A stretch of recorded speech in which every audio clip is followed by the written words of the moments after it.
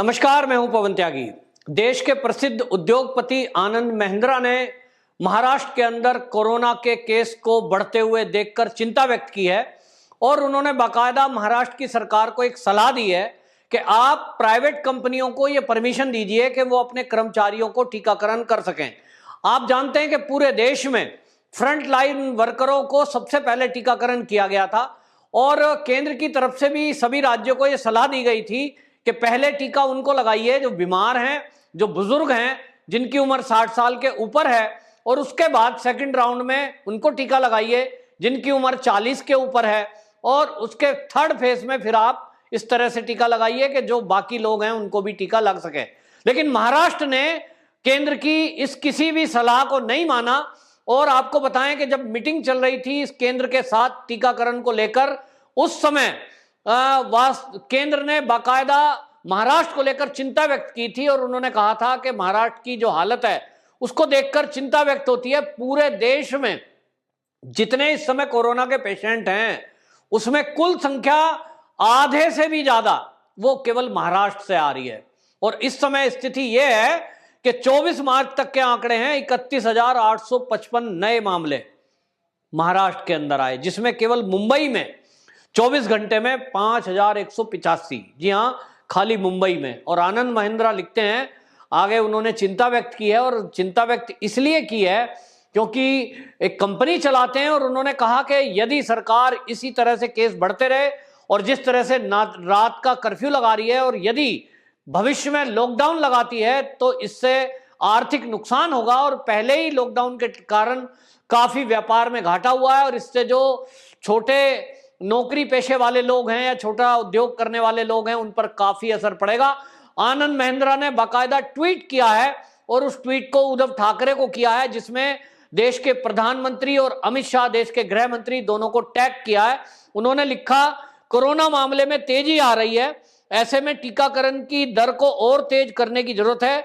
यदि हम ऐसा नहीं करते तो हमें भारी नुकसान उठाना पड़ेगा। आप समझिए कि एक उद्योगपति चिंता कर रहा है। उद्योगपति इसलिए तैयार है कि आप हमें परमिशन दीजिए, हम टीकाकरण कर सकें अपने एम्प्लॉइज का। अगर ऐसा करने में और सलाह दे रहे हैं, वो सरकार को सलाह दे रहे हैं आनंद महिंद्रा कि आप इस डिस्ट्रीब्यूशन के लिए एक चैनल बनाइए।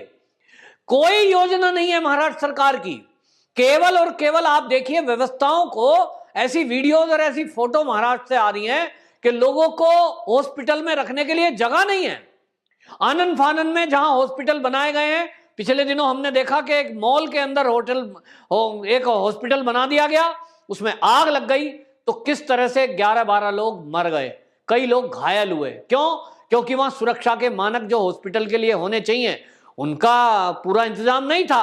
अब इस आनंद फानन से काम नहीं चलेगा, केवल बयानबाजी, केवल उगहाई, केवल उल्टी सीधी बातें, ये महाराष्ट्र में इस समय चल रहा है और विवादों में महाराष्ट्र है। लेकिन इस समय वहां की जनता त्राहिमाम हो रही है क्योंकि कोरोना के केस लगातार बढ़ते जा रहे हैं, सरकार के पास कोई योजना नहीं है। आनंद महिंद्रा ने बताया कि देखिए अगले 70 दिन में ये डबल हो जाएगा। देश का जो डबलिंग रेट है इस समय पूरी इंडिया का, मार्च महीने में 25 मार्च को जो आकलन किया गया है उसमें पूरे देश का जो डबलिंग रेट है, यानी एक दिन में डबल होना, वो है 232 और अकेले महाराष्ट्र के अंदर आप देखिए डबलिंग रेट है 147। मतलब पूरे देश में इतनी बड़ी जनसंख्या है, वहां अगर नेक्स्ट डे के केस बढ़ रहे हैं वो 232 और अकेले महाराष्ट्र में बढ़ रहे हैं 147। ये बहुत ही चिंताजनक है क्योंकि महाराष्ट्र एक स्टेट है, उसको आप काबू कर सकते थे। लेकिन अब जब इतना हल्ला हुआ है, इतना शोर शराबा और मीडिया में आ रहा है, तब वहां की सरकार थोड़ी जागी है और दिखाने के ही लिए सही, लेकिन अब रेड की जा रही है होटलों पर, अब रेड की जा रही है बार पर। अब क्या कर रहे हो भाई? अब आप दिखा रहे हो कि हम एक्शन में हैं। अब रात्रि कर्फ्यू लगाया जा रहा है, लेकिन हॉस्पिटलों की हालत अभी भी चिंताजनक है। बीजेपी के नेता हैं किरीट सोमैया, उन्होंने बाकायदा फोटो ट्वीट करते हुए वो शेयर किया, फोटो ट्वीट की है हॉस्पिटल की, कि हॉस्पिटल के अंदर ना तो मरीजों के लिए ऑक्सीजन है, ना लेटने के लिए बेड है। और वो जो फोटो किरीट सोमैया ने शेयर की है उसमें बाकायदा कई मरीज दिख रहे हैं कि वो फर्श पर, हॉस्पिटल के फर्श पर लेटे हुए हैं, 2-4 लोग बैठे हुए हैं। ये बहुत भयंकर स्थिति है कि एक सरकार वहां भर्ती पेशेंटों को बेड मुहैया नहीं करा पा रही है, तो जब ऑक्सीजन नहीं होगी तो यूं ही मर जाएंगे।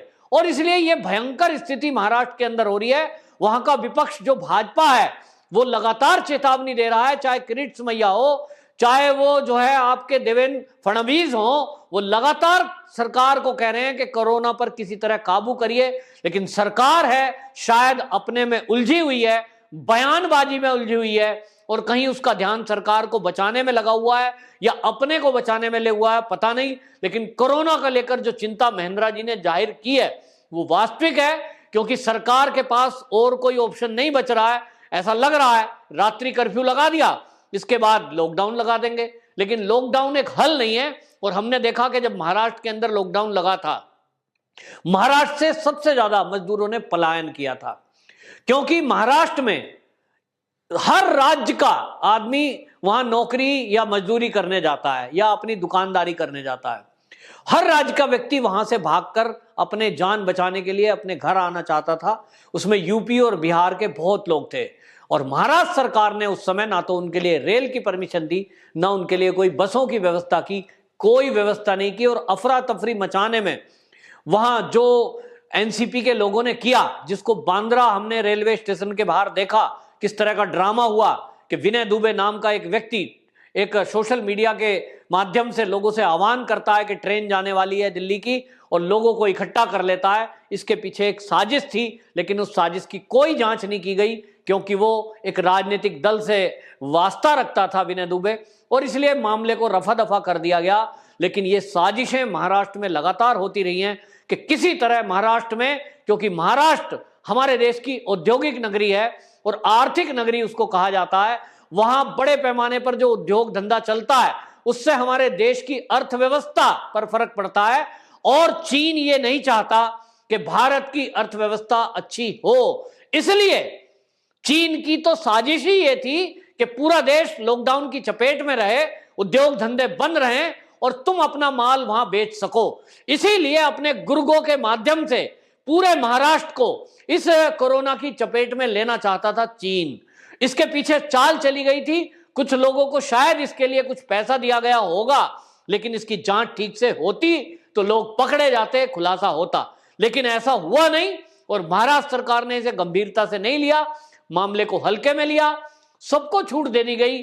वहां पार्टियां ऐसी की ऐसी चल रही हैं, वहां जो प्राइवेट पार्टियां करते हैं, जो होटल का मामला है, जो पब का है, जो बार है, जो बियर बार हैं, अब उनके अंदर सीमित जो संख्या है उनसे ज्यादा संख्या कैसे रही, कैसे हो गई, ये तो अब लोगों को पता लग रहा है। क्योंकि जब एक पुलिसकर्मी जो पुलिस कमिश्नर के बाद सेकंड नंबर पर है, सचिन वाजे, जब उसका खुलासा हुआ है कि वो उगाही कर रहा था, तो अब उगाही के बाद जब कोई होटल वाला पैसे देगा पुलिस को या कोई पब संचालक पैसे देगा, तब फिर वो मनमानी संख्या अपने अंदर होटल में बुलाएगा, क्योंकि उसको तो पैसे कमाकर पुलिस को भी देने हैं और अपने वर्करों को भी देने हैं, अपने आप भी कमाना है।